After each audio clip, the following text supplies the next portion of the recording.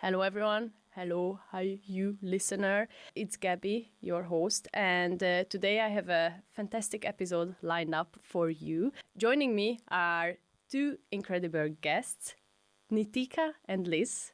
Great to have you here. Maybe that would be the best if you would just introduce yourself and what you are doing, and then we will talk about the topic of today. Perfect. I'll do a really short one and then hand over to Nitika. I'm Liz, co-founder of Aila Money. Hi, I'm Nitika, the other co-founder of Aila Money. And what we're looking to do is set up a company to deal with the fact that, you know what, when it comes to sports, music or politics, women are levelling up. And we now need to do the same thing when it comes to finances. Did you know women stand to lose out of up to $1 million per their career when it comes to their finances? And we want to tackle that. And we're going to do that with a personal trainer called Aila Money. We will be the digital personal trainer for your finances, calculating your life goals and making them happen. Absolutely. I think it's also worth saying we both have about 3 decades, gives away our age, of experience across financial services, various verticals of it. That helps set us up for success. Thanks for the intro. Now, I hope everyone can hear that. Definitely, I have 2 guests here who knows the ins and outs of finances. As you could hear, maybe, I already dropped it, but today's topic is something that we all care about, but not everyone knows how to manage it, and that's money. Also, what I want to say is that don't worry, our conversation isn't going to be a typical dry financial seminar. It's going to be a conversation where we share tips and tricks about managing money, creating wealth, maybe sharing some statistics, and maybe even some embarrassing money situations. So sit back and relax, but maybe also grab your pen and paper, because I'm sure and I can assure you that we will share some very interesting and valuable insights. Let's dive into the mysterious topic of money. Let's go. Looking forward to it. I will start maybe with sharing a little story that, having roots from Hungary and Poland, I've been raised by parents who've been through being in a country ruled by communist parties, and my perception of money is deeply rooted in my experiences from my childhood. My grandparents used to, wear stuff until they basically fell off, and my parents had a different mindset on money, and they always taught me that, money doesn't grow on tree. Then, here I am, a person who is living in this amazing world where my generation is actually trying to seek for more entertainment. So actually we spend maybe a lot of money on entertaining ourselves. Mm-hmm. But then I still have the mindset of, no, I need to save money. So it's a very unbalanced situation where I definitely can say that I struggle. There is also a quote from a book called The Psychology of Money that I would like to read. Money is everywhere. It affects all of us and confuses most of us. Everyone thinks about it a little differently. How have your personal views on money shaped the way you came up with your company, Aila Money? So firstly, thank you for sharing your story. And just want to say it's actually not that uncommon to have your mindset set by childhood. They actually say our money mindsets and behaviours are set by the age of 7, which is crazy, 7. Right? Mm-hmm. And so it's not just you that's had that past inbuilt into them. Everyone has this to a certain extent. And I have a similar story of an immigrant background, and I've had to deal with that scarcity mindset where, again, coming from a family that's had less and been a bit more, money doesn't grow on trees, be careful. And you really then have to challenge how I feel about money, because like you said, even when you have more, in my head, there is always that, don't spend money. And the fact that you never know. Yeah. And it is a scarcity mindset that's no longer serving me. And I actually think for us, that's become a really big part of Aila Money. We don't want to just look at people's finances. we understand there is a deep-rooted relationship with money and emotion, and that also has to be taken into account when you're looking at your finances. And we've really tried to put that into the app. And I'll add a little bit of my story, which is very different. While I am also an immigrant, I was actually incredibly fortunate that my father decided to sit me down when I was quite young and start teaching me about money, right? I got the books read as bedtime stories about not quite this is a bond and this is a stock, but it had the basic principles in it. And what I didn't realize is that when you grow up like that, you don't realize that nobody else does. So it took me going to university, starting my career. I actually worked in life and pensions before realizing, oh my God, that's not normal, right? And I guess I sort of then started to realize, both of us have worked in finance. I ended up moving into private banking. There's a lot of sort of information available, advice available, guidance available. But if you don't know where to start and if you don't understand, you don't access it, you don't get it, right? You don't look for it as well, right? Because it seems really complicated. And I think that's in part also sort of how my story has come in. I now have 2 daughters, and a big part of what I'm teaching them, despite the fact that they're only 2 and 4, is already this is the value of money, right? And it doesn't grow on trees, but at the same time, when you want to buy yourself something really nice, it's okay to spend a little bit, right? So I think it's, as with so many things, there are these childhood roots, and everything in measure is a good sort of way to think about things in life. And what we're recognising is actually we need that education. Liz was very lucky to have that education, but 100%. Financial literacy just isn't taught anywhere in the world. The stats are shocking when it comes to it. I think 76% of people have said that financial literacy isn't something they've learnt. No, we want to deal with that, but realise it's not just learning that's going to help you get there. Let's deal with the emotions when it comes to money too. Yeah. And you mentioned, Nitika, that it's actually very emotional, right?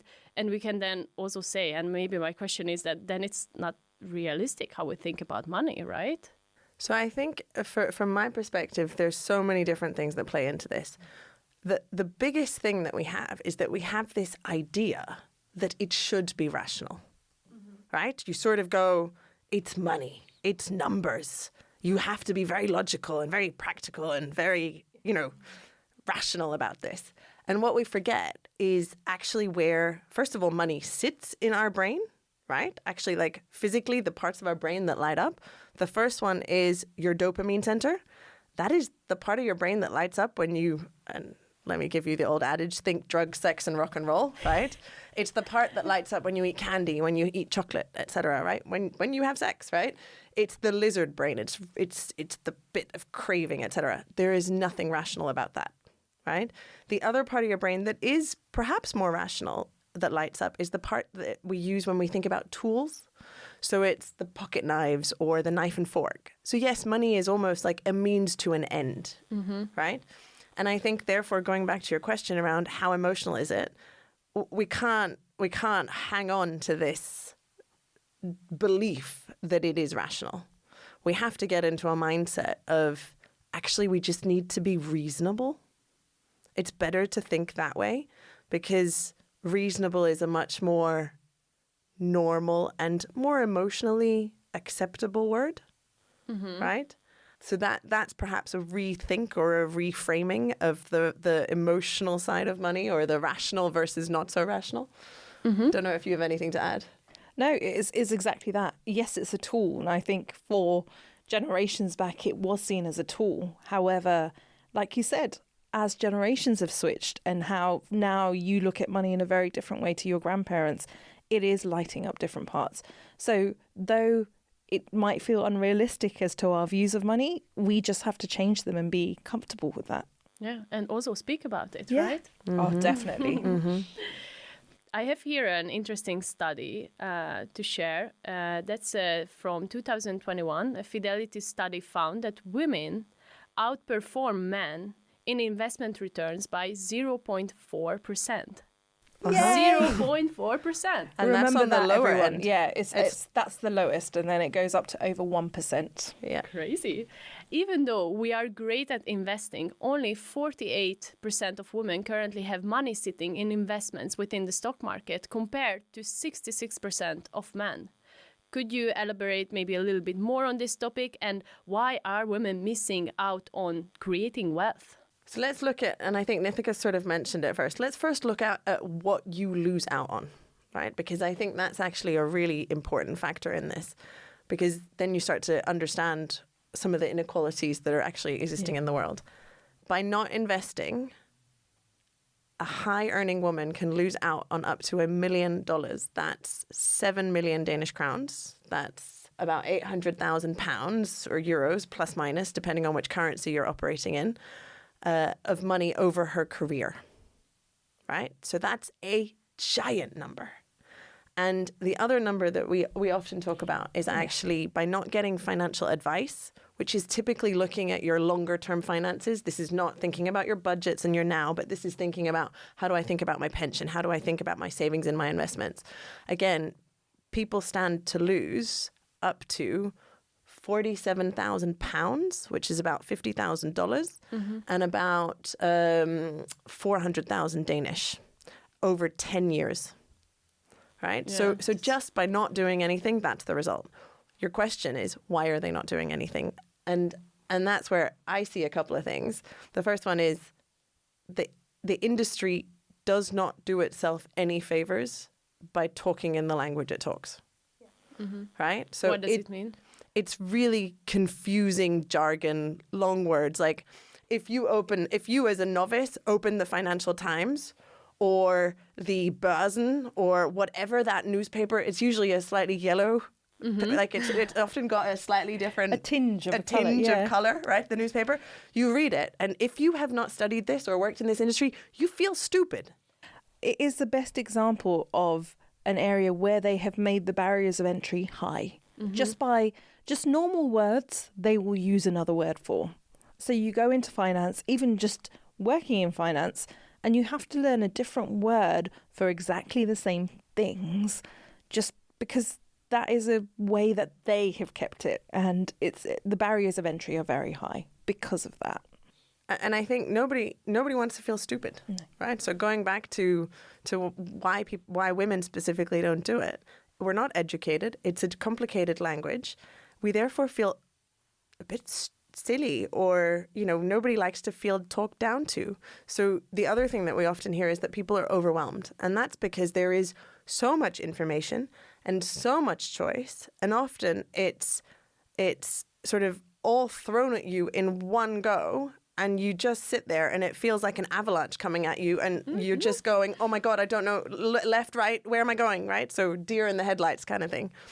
The third thing that we often reference is actually that when you then do take the step to go, as a woman, I want to think about this, I want to proactively do something about it, you may choose to turn to an advisor, or you may choose to turn to a human to help, right? And in the UK, and I think this is pretty representative across the board. Across Europe, it certainly also holds up in the US, 86% of advisors are male. So the person sitting opposite you may or may not speak your language, may or may not understand your context. And just has a different mindset. Correct. And has a different way of viewing the world. And, we don't generalize this across men and women, but there is a different way women look at their finances with different things in mind. There are studies that show they will think more about their parents, their children, and all of that incorporates into their finances in a different way to maybe an advisor is used to putting it to you. But the other key thing to highlight here is actually you're not alone if you're currently feeling like this. 75% of women say that they don't feel confident when it comes to investing. So it is just about taking that small step to start and using the help that's out there to do so. Apps such as Aila, but there are a lot of other resources out there to help you get ready and start. What I also really feel like a connection to is that it's very surprising that you are saying this about that, we are uncomfortable about maybe speaking or managing our money. in general. But then if we think about the past, and I think you were sharing this when we met for the first time, that actually women used to manage money, right? Yes. So it's not new to us. No, and actually it is that. It's the fact that, you know what, 87% of women will say that they are on top of their daily finances. They have their budget down. And this is true because actually we've grown up in a world where women are there to manage the day-to-day finances. However, there is a stereotyping which happens. They will manage their day-to-day. However, when it comes to their long-term finances, those are often a decision left to a male counterpart as a stereotype, generational way of dealing with things. She's being really nice. I call it small money. I think somebody much smarter than us calls it small money, big money. The small money, the budget, the shopping, the kids' activities, subscriptions, etc., all of that, nursery cost, etc., the women will often deal with. When it comes to the big money, so the cars, buying the a houses. house, exactly, investing, the pension, etc., there is still a stereotype, and that is that men do that, and for women, that is part of what is leading to things like giant pension gaps, because we're not taking that control. We're not managing our money independently. We're trying to level up on pay, which is amazing, and we should keep going and doing that. But equally, we need to just make sure that we're not just looking at the short-term pay, but also the long-term wealth creation afterwards. But there is also a moment to celebrate. Actually, you know what? Don't be down on yourselves. Like, we have only seen these come through in the last, say, 40, 50 years of, women being able to have a credit card, women working and being just as educated, right? This has come in the last 40, 50 years. And with that in mind, women are now catching up with the pay, which is great, but they now need to catch up with the wealth. And there are so many different factors playing to this, which we're like, okay, this is the right time. Now, women will always outlive men. On average. On average. Sorry, guys. Sorry to the men out on there. average, women live longer than men. And, I was like, they will always. This is the way it's going to be. World domination is not what we're trying to go for. But women on average do outlive men. And actually, divorces are on the up as well. So there is more and more reason for women to actually look at their long-term finances and be comfortable with those. A small thing to share, and that leads us to a little bit the next topic. So maybe I will start with that's confession time from me, that I have a terrible habit. I really love makeup, and I watch a lot of YouTube videos, and I get quickly influenced by some products, and I really want to, I don't know why, but I actually often buy them as well. I'm not saying that I'm overspending on it, but I definitely see there is a pattern. So I'm definitely aware of it.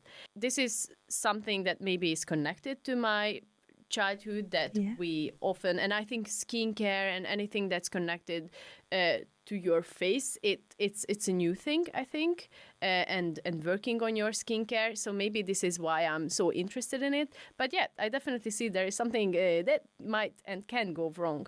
And my question would be that as founders of Aila Money, have you noticed similar spending habits among users? And what are the strategies or tools that you recommend to help people manage their basically impulse purchases? I think we've actually found that there is everyone's relationship with money is different. However, we have seen two big buckets of people who actually do impulse buy and do look at the world like that, and actually people who really struggle to spend money on themselves. So you've got those who really, really get guilty and just don't as well. And actually the tools that we're going to suggest now actually could work for both groups of people. Firstly, it's about knowing your budget, knowing your kind of day-to-day and knowing what you can spend.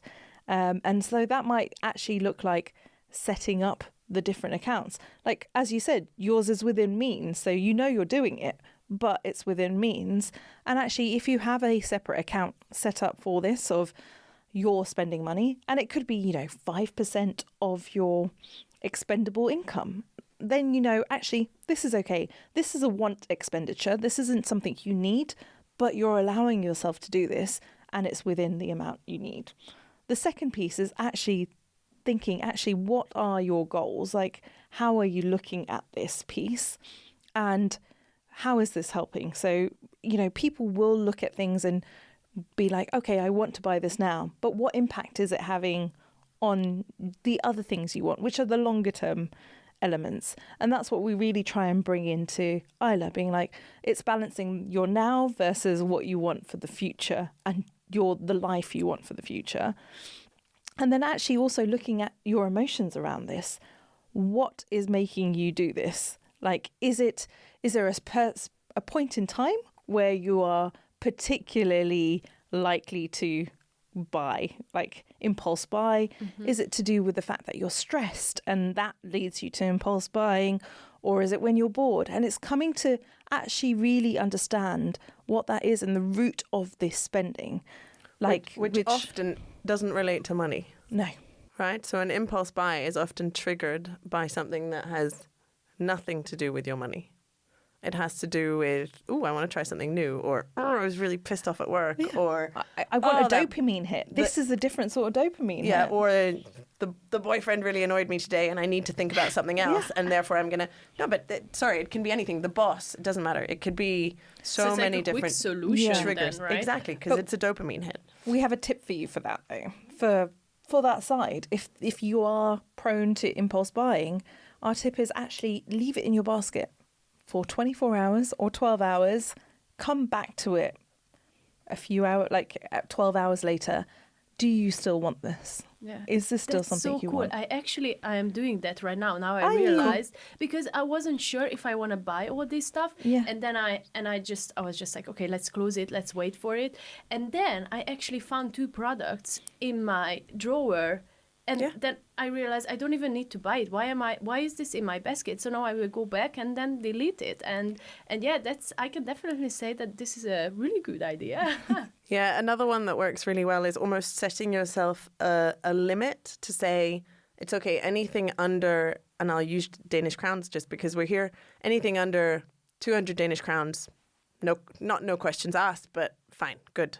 Anything that hits over that mark, actually, I need to talk to somebody else. I need to take that 12 hours or 24 hours or whatever. But sort of you have that moment of this is fine versus then a threshold where you go, now I've exceeded it. Now I need to think about it differently. The other thing that you can do, and Nitika sort of alluded to it, is actually on payday, route this money into a different account, right? Like literally set yourself up a different account in whatever bank you have, and that is your treat me fund, whatever it is, right? Mm-hmm. And it means that your credit card or whatever payment method you use that links to that can only ever spend what's in that account, and the rest is somewhere else. Does that make sense? So basically you are collecting your money into a different wallet, and then you can always use it and then not think about maybe if it's like a more expensive, more than 200 crowns. If you have the money for it, basically you can buy it. Exactly. And that actually works really nicely for both of the buckets of people that we talked about, right? So the people who impulse spend, but also the people who struggle to spend on themselves, because it's almost this moment to say, you are setting this up to give yourself permission to treat yourself. And it doesn't have to be big. I think we also have this illusion or belief sometimes that it all has, especially those people who are on the side of not wanting to spend on themselves, that it then has to be the spa weekend away and, a trip to wherever. It's not. It can just be as simple as a cup of coffee and a cookie for yourself, 2 hours, somewhere really nice, your favorite coffee shop and your favorite book, right? Yeah. So, but the one thing we'd say is if you are on the side of struggling to spend money for yourself, the homework is to actually make sure that account is zero, either at the end of the month or by the end of the year, because you'll find that there are people who can't take that money out of that account.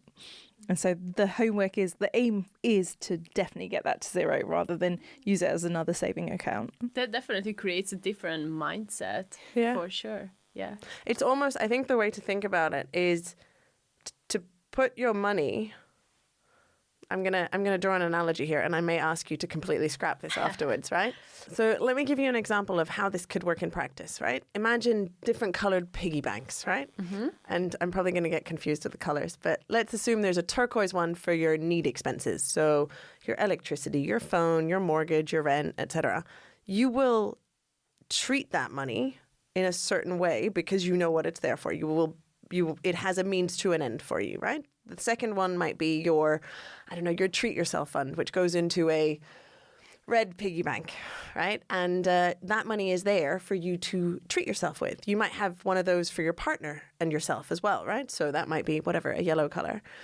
So essentially you have these different piggy banks with different intentions that you attach to them, right? And therefore you don't have a different mindset about them, but you do think about how you spend that money for a different means or for a different result.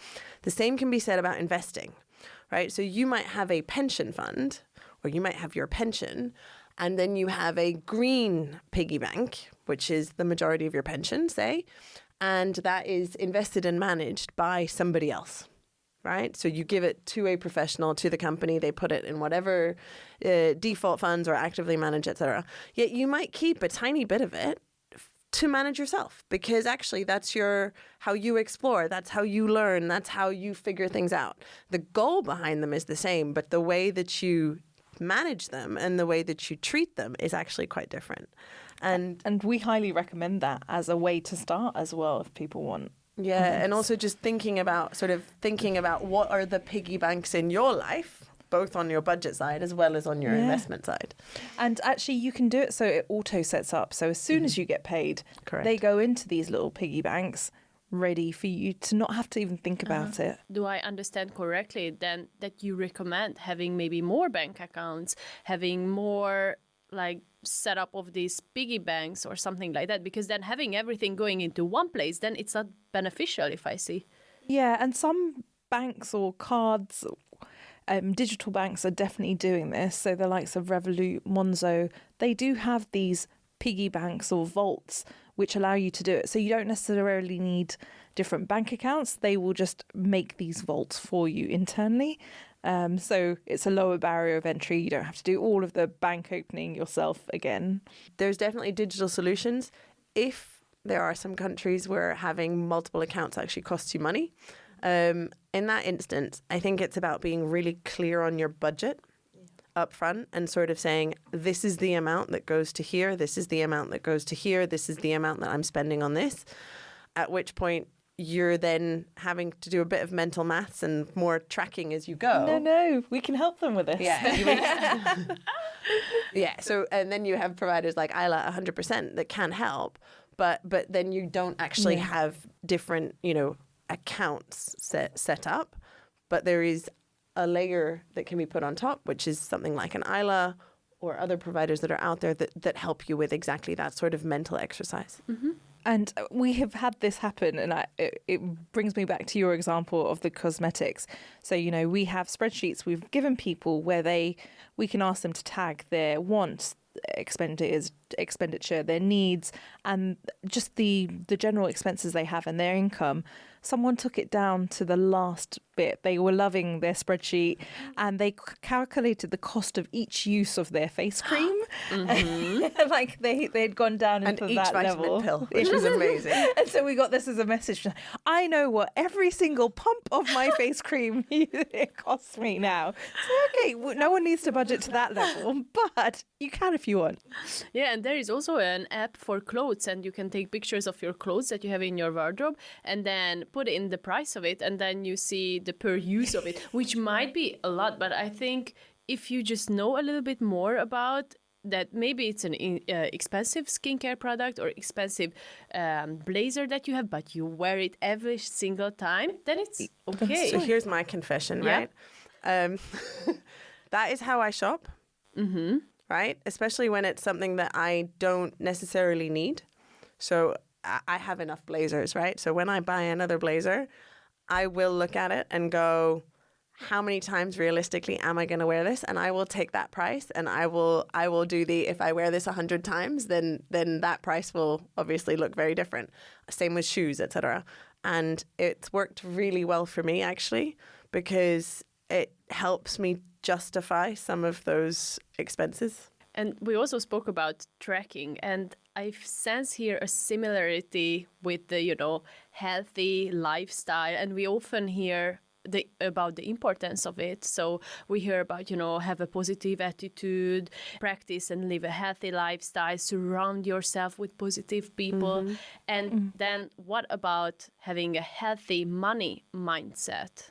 We think it's the same. We think, it is that, everyone talks about manifesting their life. And I think there is an element of you can manifest your finances. And it is about being that positive attitude with everything you want in your life. It's like, if you want to run a marathon, you have to start with I will be able to run a marathon. Just in the same way, if you want to get on top of your finances, it's I can get on top of my finances and I will. And then it's about putting the plans and actions into place to do so. And that's what really we are trying to do at Aila Money as well is, okay, you need to work on something. It's like, actually, what are you trying to work on? These are your life goals. So these are the things you would like to manifest in your life.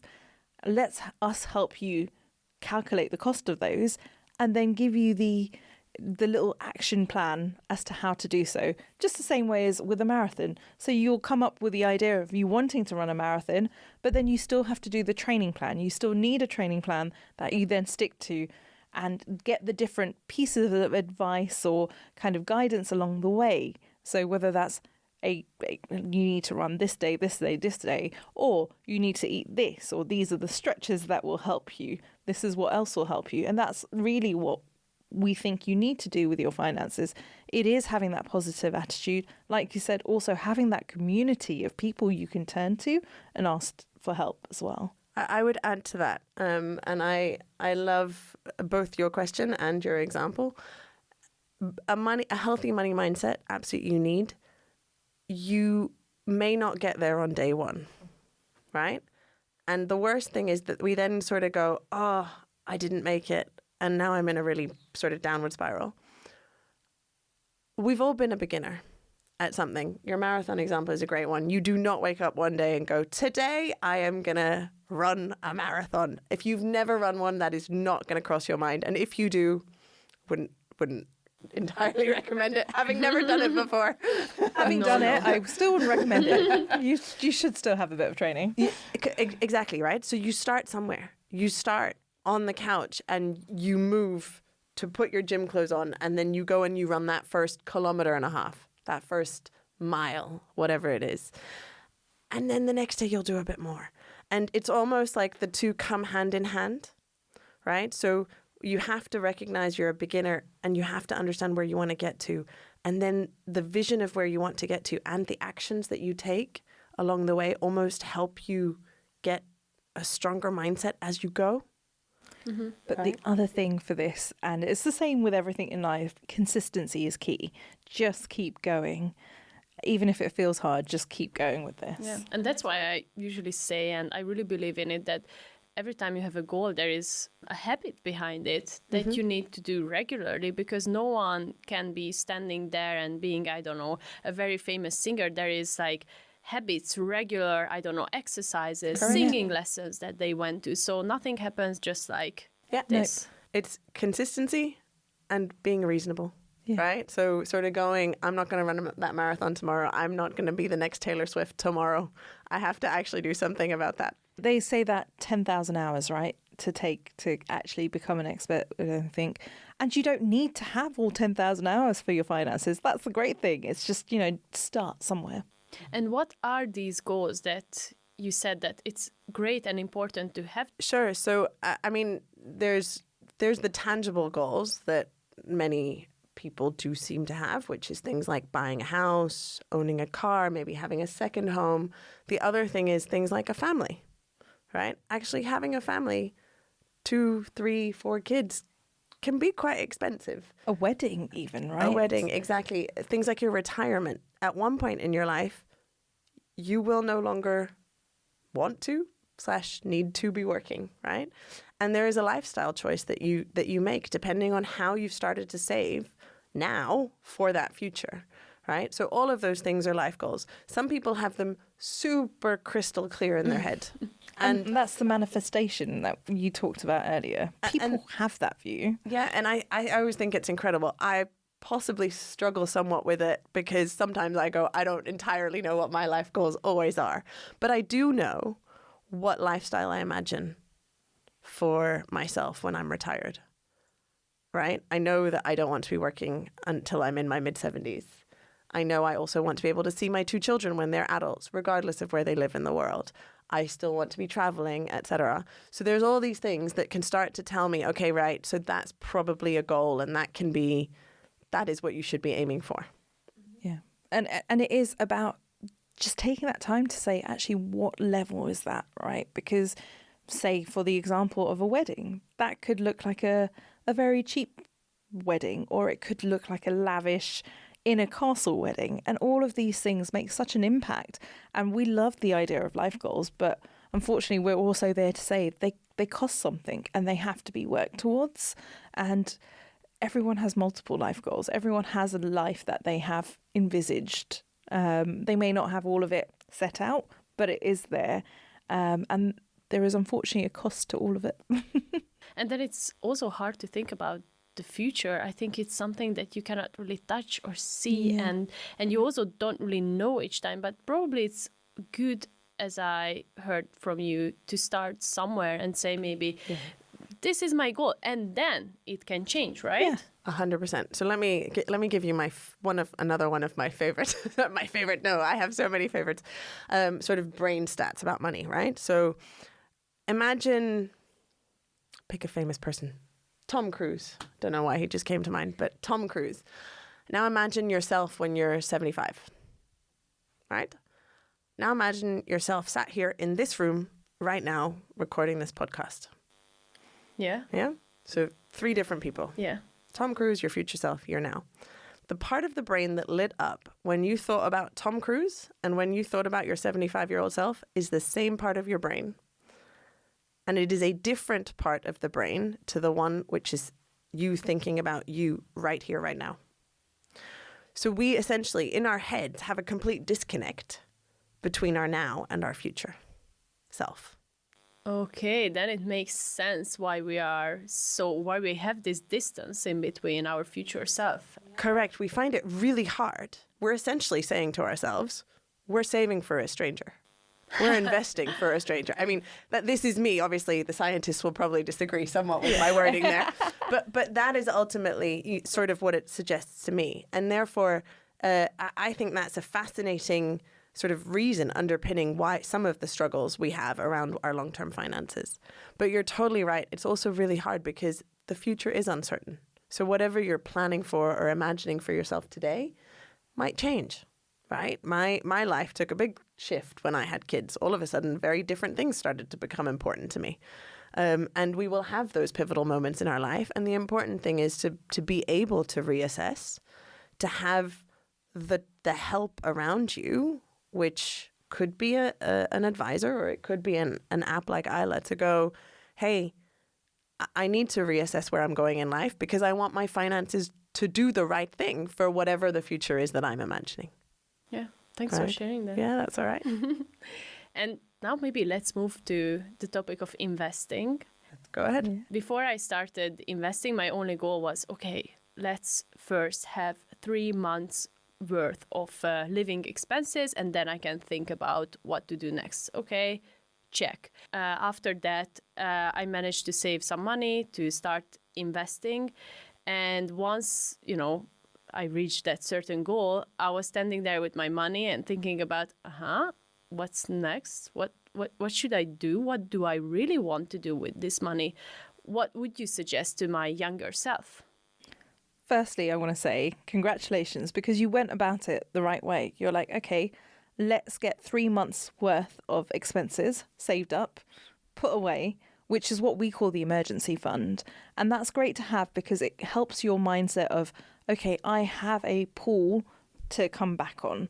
And then when you start investing, you're not worried about what's happening as much because you've got something. You know you can cover yourself should anything happen.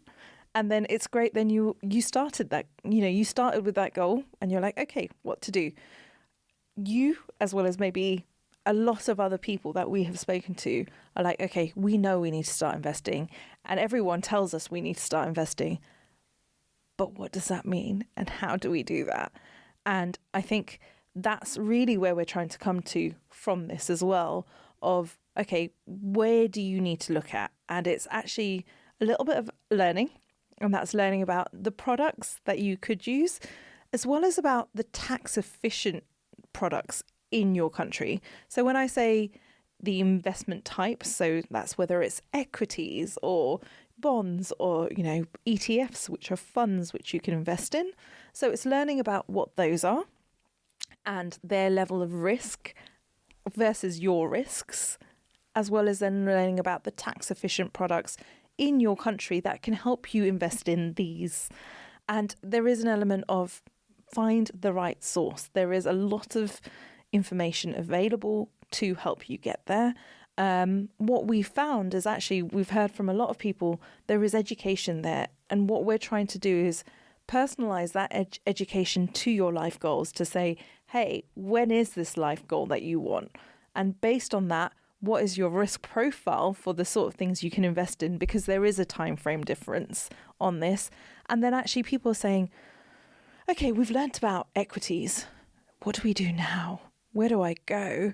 And there is an element of then needing to have a bit of hand-holding to find the right accounts for you in the country, which is what we're trying to also add in. Yeah. And maybe just for the listeners, can you share more about the risk profiles, the different profiles? Yeah, so that's understanding about a person.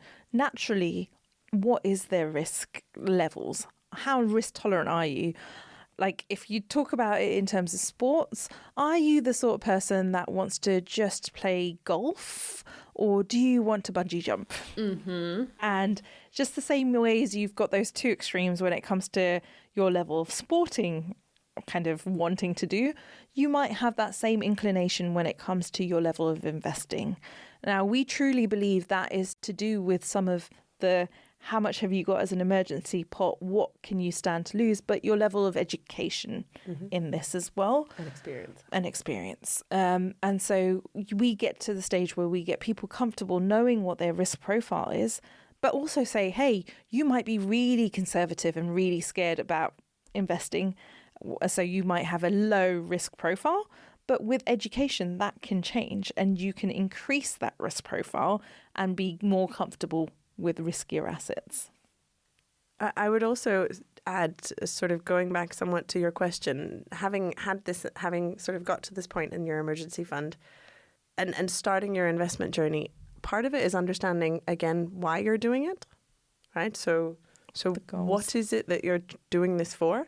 And it's okay to say, I don't have the concrete goals entirely there, but understanding, hey, I'm doing this for my future self. Right? This is for the future me, and it will help me get to where I want to get to in my retirement, for my wedding, whatever. So we've said this again, we've said this multiple times, start small, be consistent, and be reasonable, right? So part of it is sort of going in and doing the learnings, understanding your risk profile, but it's also not about building the emergency fund and then saving lots more, because you think you need a giant bucket of money to start investing, right? You can start investing from way smaller amounts than we actually think, right? So in our head, we often think, I need to have, 100,000 krona before I can do anything, or 10,000 pounds or whatever. No, it's much smaller than that, right? And so it's not about it's sort of looking at all of those myths almost in your head and going, do they really hold? Or am I putting my own barriers again in my way to stop me from doing what I know I should be doing? And the one big barrier people have is they think they have to do it by themselves. And that's not true. You can get help, and it's about finding the right help for you that you're comfortable with. So you don't have to do this alone, and you can just get help starting and then do it yourself. Yeah. And it feels like that, we all need that friend who says to you, you are doing it the wrong way, or like this guy, you shouldn't be dating this guy, right? We all need that person. So maybe it's the same with finances. We go back to the marathon example. You tell your friends you're going to run a marathon, you are more likely to be running that marathon, right? You tell your friends you want to lose whatever, 10 kilos or 5 kilos or whatever, you are more likely to stick to that plan. It's exactly the same. It's exactly the same. The problem is that we're all too scared to talk about money. Yeah, we do not talk about money enough as a society. And that is a part of the reason why there is such a barrier and people are like, oh, I can't invest. And the fact that women are then 75% less confident is because they don't talk about it as much.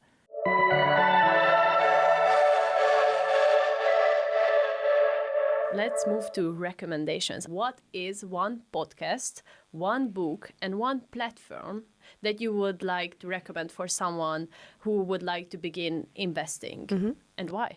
I'm going to start with the book, if I may, because I think there's a whole nice order. There's a book called The Psychology of Money, which you touched on earlier.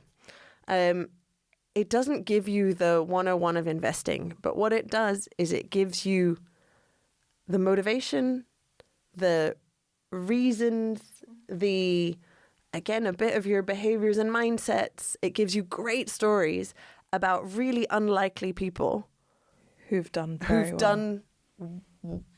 through investing, who've managed to achieve incredible things, right?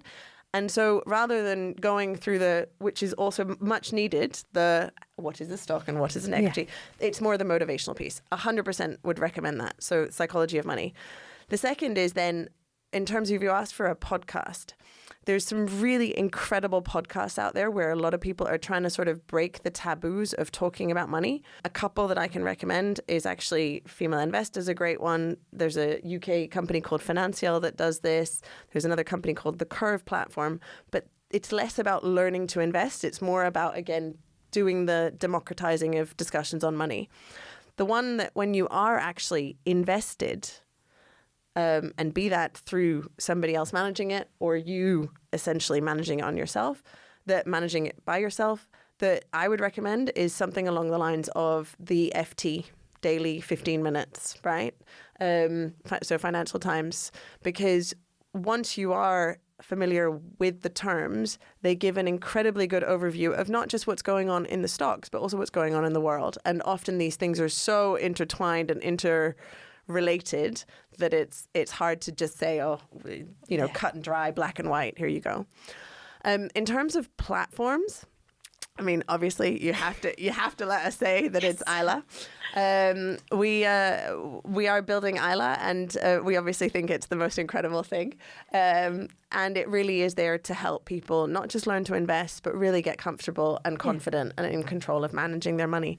So that would be the recommendations there. Yeah, and I haven't asked about Aila Money that, you are here building the first MVP, right? Yes. Yeah. What's next? What's ahead of you? I'm so interested. I want to know more. Yeah. So we do have a live beta product available for you to try now. So there'll be a link I think we can share for this. And that will take you on a journey, a 12 to 16 week journey where we do help calculate the cost of your life goals and go into some of the emotions around money and the steps to start investing, all the way from learning about the types of products you can do, the tax efficient products, and then how do you go about opening that account is what we're doing.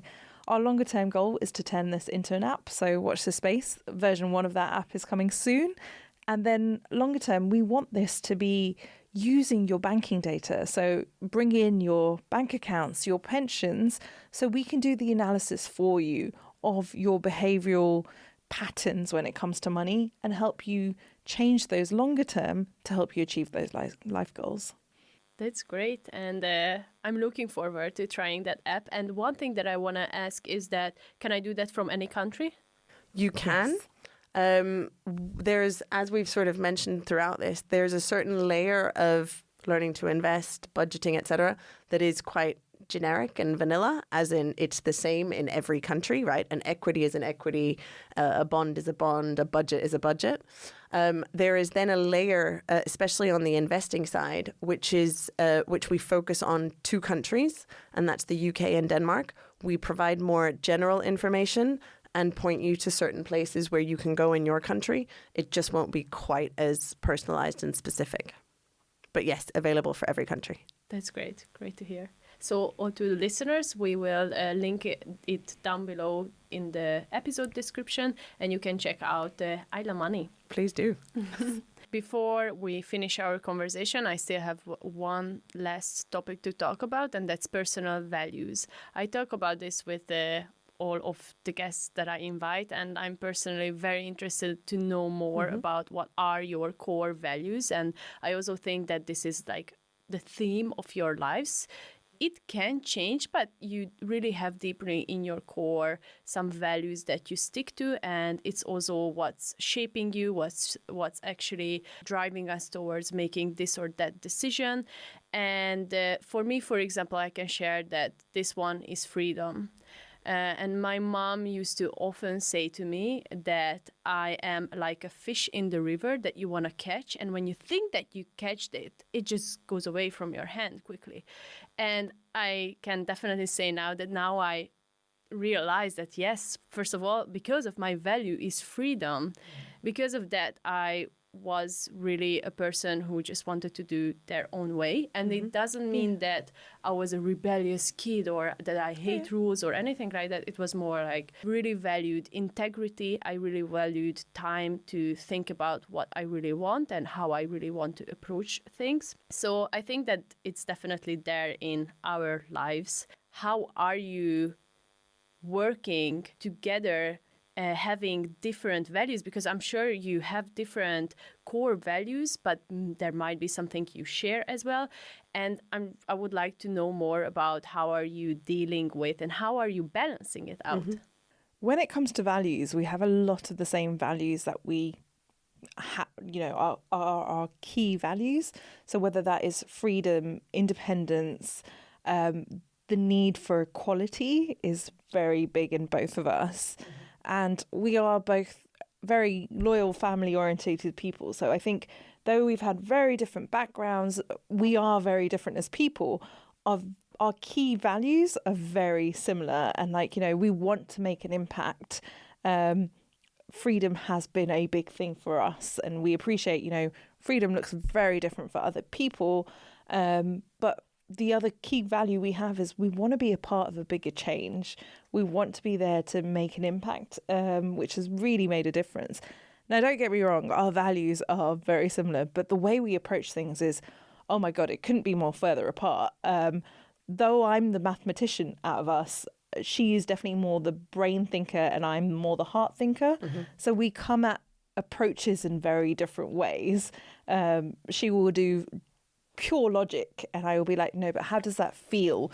Why are we doing this? And that is great for what we're trying to achieve, because like we said, money isn't just the logic. It is about the emotion side as well. And I think all of our problems can be tackled in both of us have a high level of logic when it comes to it and maths and everything else. But there is an element of, right, what else do we bring to the table, which is the let's go strategic logic way, and actually what are we doing? What is the emotion piece that we're trying to perceive on this? I can only second everything that Nitika said. Thinking about it a little bit more, one of the things, because you asked about our individual values as well, and I'm not sure if this one is on your list, but I value time incredibly. So everything needs to be efficient, which is no, but it's a pro and a con. I always think every value has pros, like with every strength, has pros and cons, right?